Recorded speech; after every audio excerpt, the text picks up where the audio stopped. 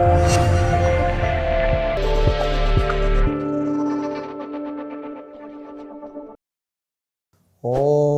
गंगणपतये नमः। ओम काशी विश्वेश्वराय नमः। ओम वेद पुरुषाय नमः। आइए अब जानते हैं सत्य सनातन धर्म चैनल के माध्यम से मैं ज्योतिषाचार्य अंशु मिश्रा। अंशु जी, आपको मैं बताऊंगा कि पितृपक्ष में कैसे करें पितरों की पूजा। पितृपक्ष में किस प्रकार से पितरों की पूजा होती है, उसका विधान क्या है, विधि क्या है और किस प्रकार से इसे करना चाहिए। तो क्या है कि पितृपक्ष में सर्वप्रथम जिस पुत्र के पिता न हो वह अपने पिता के तिथि के दिन त्रिपिंडी श्राद्ध इत्यादि करना चाहिए। त्रिपिंडी श्राद्ध का महत्व है कि सात्विक, राजस, तामस 3 प्रकार के पितर होते हैं। सात्विक जो सत आचरण करने वाले होते हैं, राजसी जो राजस इत्यादि से जीने वाले होते हैं, ऐश्वर्य भोग से, तामसी जो कि उदंड होते हैं। तो तीनों पितरों का स्थान दिया गया है। सात्विक पितर दिशाओं में वास करते हैं। राजसी पितर मंगल इत्यादि कृत्यों को दोष देते हैं, विवाह इत्यादि परिवार में नहीं होता है। तामसी पितर घर में कलह, एक्सीडेंटल केस का योग बनाते हैं। लड़ाई झगड़ा इत्यादि का योग तामसी पितर बनाते हैं।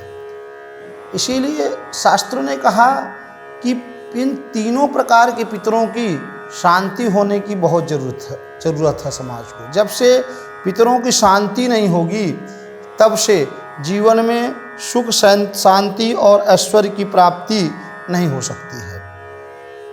इसीलिए गीता में भगवान ने ही बोला है, श्री कृष्ण ने बोला, संस्कारो नरका एव कुलघ्नानां कुलस्य च पतन्ति पितरो हैसां लुप्त पिंडो कविस्त्रिया।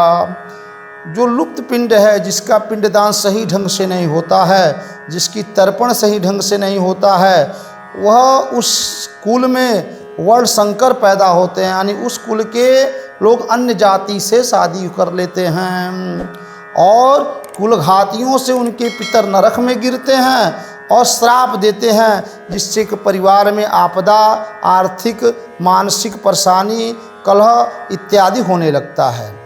और जब कलह होने लगेगा तो परिवार में सुसाइड का केस बन जाता है।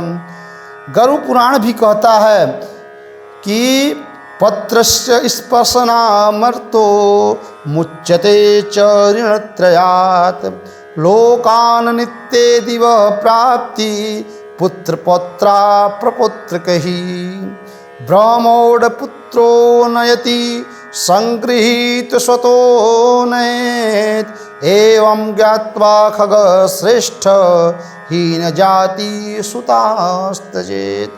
गरुड़ पुराण में भी भगवान जी गरुड़ जी को बताते हैं कि ब्रह्म विवाह से ब्याह गया पुत्र यानी जो अपने पिता माता के इच्छा के अनुसार अपने समाज में, अपने जाति में जो पुत्र शादी करे, विवाह करे, उससे जो उत्पन्न पुत्र हो वह पुत्र ऊर्ध्वगति प्राप्त कराता। उसी पुत्र को पिंडदान करने से माता पिता या पितरों को पिंडदान प्राप्त होता है।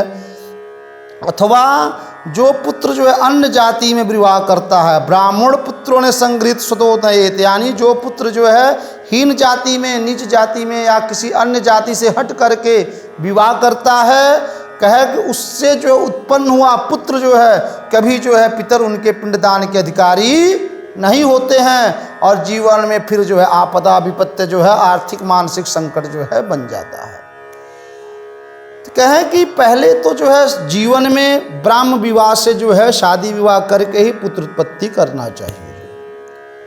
और कहें पितृपक्ष में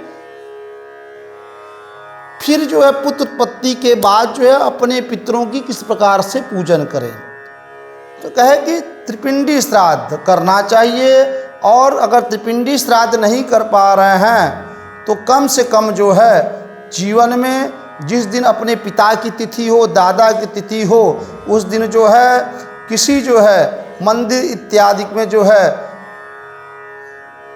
दान इत्यादि, और या तो जो है घर पे जो है भोजन इत्यादि का आयोजन करना चाहिए। भोजन इत्यादि के आयोजन में एक सूक्ष्म रूपी प्राणवायु बन करके जो है पितर जो है, जो व्यक्ति श्राद्ध का भोजन करता उसके शरीर में प्रवेश करके उस श्राद्ध के अन्न को ग्राही कर लेते हैं, ले लेते हैं।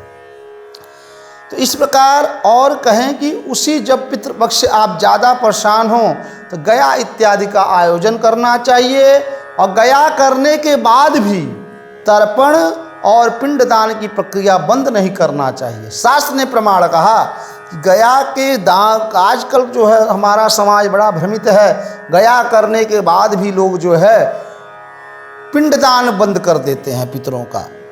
यह बहुत बड़ा दोष है। पिंडदान जहां आप पितरों का बंद करेंगे, क्योंकि 15 दिन जो है पितर भी मुक्त कर दिए जाते हैं, अपने जो है इस मृत्यु लोक में जो छोड़ दिए जाते हैं कि जा कर के अपने वंश परंपरा जो आपकी चल रही है उससे देखिए कि आप लोग आपके किस प्रकार से सम्मान और जो आपको भोजन प्रदान कर रहा है। तो 15 दिन जब पितरों का जो है आए तो उसमें आप जो है पिंडदान इत्यादि गया होने के बाद भी बंद मत करिए। हर साल त्रिपिंडी श्राद्ध जरूर करिए, या तो अगर त्रिपिंडी श्राद्ध जो हर साल नहीं कर पा रहे हैं तो तीसरे साल उसको जरूर कर दीजिए। त्रिपिंडी पूजा, किसी देव स्थान में पीपल का वृक्ष हो और भगवान विष्णु का सानिध्य हो, भगवान शिव का सानिध्य हो, गंगा या किसी नदी का तीर्थ का तट हो, वहाँ आप त्रिपिंडी श्राद्ध कर सकते हैं। नहीं तो बनारस में पिशाच मोचन स्थान है, वहाँ पर त्रिपिंडी श्राद्ध उसको कर सकते हैं। कहें पितृवंशे मित्राय च मातृवंशे तथैव च गुरु ससुर बंधूनाम ये चान्य बांधवा स्मृतः। पितृवंश हमारे पिताजी के वंश में, हमारे माताजी के वंश में, हमारे गुरुजी के भी हम पिंडदान देने के अधिकारी थे, गुरुजी का, अपने ससुर का इत्यादि जो भाई बंधु हैं, और हमारे कुल खानदान में जिनको हमको पता है अथवा नहीं पता है, ऐसे पितरों का जो है हम अपने हाथ से पिंडदान दे करके अपने जीवन को फिर शांति पा सकते हैं। देखिए, जब पितरों की कृपा होगी तो जीवन में एक जो है आप अनुभव कर सकते हैं, एक अलग तरह का शांति मिलेगा। नहीं तो आपके पास धन कितना भी हो जाए, जीवन में शांति नहीं हो सकता है। जैसे पंखे का हवा प्रतीत होता है, शरीर में चलता है लेकिन हवा लगता है और दिखता नहीं है, उसी प्रकार हमारे पितृ हैं, वह आपको दिखेंगे नहीं लेकिन आपको महसूस कराएंगे, प्रतीत होगा कि कहीं न कहीं से दोष है जो कि हमारा हर कार्य बिगड़ जा रहा है। तो जीवन में अगर उन्नति पाना चाहते हैं, निरंतर जो है ऊंचा जाना चाहते हैं, तो पितरों की पूजा जरूर करें, पितरों का श्राद्ध जो है जरूर करें। और कहा गया है, कुछ लोगों का भ्रम रहता है कि पितरों का बस त्रिपिंडी जो है बस भूत प्रेत पिशाच के लिए किया जाता है। ऐसा कुछ नहीं है। त्रिपिंडी पूजा आपके पितरों के पूर्वजों के निमित्त होता है। तो आप समाज में भ्रमित मत होइए, अपने पितरों का पुण्यदान करिए, पूजन करिए, जिससे कि आप जीवन में संकट मुक्त होकर के अपने जीवन को उन्नति को प्राप्त होंगे। अगर आपका व्यापार सही नहीं चल रहा है, बच्चों के शादी विवाह में रुकावट हो रही है, या परिवार में हमेशा आकस्मिक दुर्घटनाएं हो रही हैं, भयानक रोग व्याधि परिवार में उत्पन्न हो रहा है, तो साल भर में एक बार त्रिपिंडी पूजा आप जरूर करें, जिससे इन सभी का निदान आप जो है तुरंत उसका लाभ प्राप्त करेंगे। अगर त्रिपिंडी पूजा नहीं कर पा रहे हैं, अगर आप सामर्थ्यवान नहीं हो, तो अपने पिताजी के या दादाजी के तिथि में पारणव श्राद्ध करें।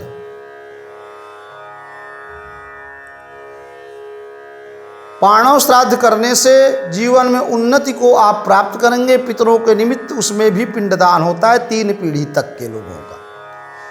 यही कारण है कि तीसरे पीढ़ी में दोष हावी हो जाता है। यही कारण है कि शास्त्र में हमारे विवाह में, श्राद्ध में 3 पीढ़ी तक का नाम बहुत जरूरी होता है। और जीवन में अक्षतादि दोष होता है। जहाँ आप शादी विवाह करते हैं, अक्षत के द्वारा उस परिवार का दोष भी और लाभ दोनों प्राप्त होता है। इसीलिए पूजन पाठ में अक्षत का बहुत महत्व है, चावल का बहुत महत्व है। तो जब भी आप पूजन करें, अपने घर का 1 मुट्ठी चावल जरूर लेकर के त्रिपिंडी श्राद्ध इत्यादि पितरों का या पारण और श्राद्ध की पूजा जरूर करें अपने पिता इत्यादि की तिथियों पर। और हो सके तो उस पिता की तिथि में ब्राह्मण भोजन का आयोजन जरूर करें। जितना आप सामर्थ्यवान हो उसमें ब्राह्मण भोजन का आयोजन जरूर करें। ब्राह्मण भोजन का आयोजन नहीं कर पा रहे हैं तो मंदिर इत्यादि में जो है आप सिद्धा इत्यादि या दान इत्यादि भी दे सकते हैं। यह पितृपक्ष में इस प्रकार से पितरों की पूजा करें, जिससे कि जीवन में संकट मुक्त होकर के आप उन्नति को प्राप्त करेंगे। और कहा गया है कि जिस प्रकार से आप अपने माँ बाप को आप जिस प्रकार से पूजन करेंगे, आप जिस प्रकार से उनको मानेंगे, उसी प्रकार से आपके हर कार्य फलीभूत होते हैं। चंद्रमा का संबंध माता से है। आपका अगर काम बहुत ज़्यादा बिगड़ रहा है तो पितृपक्ष में अपने माता को आप विशेष उपहार दीजिए। आप देखेंगे आपका बिजनेस ऑटोमेटिक व डेवलप होता चला जाएगा, उन्नति को प्राप्त होने रहेंगे। अगर आपका समाज में यश कीर्ति न हो रहा हो, आपको हर जगह अपजस लग रहा है, तो आपको पितृपक्ष में अपने पिता को कोई न कोई जो है गिफ्ट दीजिए, जिससे कि जीवन में आपके यश कीर्ति सम्मान आपको मिलने लगेगा, आपका व्यापार भी निरंतर चलता रहेगा। आप बहुत बड़े अधिकारी बनना चाहते हैं तो अपने गुरु का सम्मान करिए। जो आपके गुरु हैं उनको जो है सम्मान करिए, उनका जो है नित्य प्रति दर्शन करिए, उनको आप मान सम्मान इत्यादि दे करके उनको संतुष्ट करिए। आप देखेंगे जीवन में आपके सारे रास्ते जो है खुल जाएंगे। इसीलिए कहा गुरु ससुर बंधु नाम। तो प्रत्येक जीवन में हम लोगों को जो है सब कुछ करते हुए अपने माँ बाप पितरों का जरूर ख्याल रखना चाहिए। अगर आप पर डे के जीवन में आप यह उपयोग कर लेते हैं कि पिता माँ का जो पैर छू करके घर से अगर बाहर निकलते हैं, कभी आपको किसी भी कार्य के लिए आप जाइए वो आप असफल नहीं हो सकते हैं।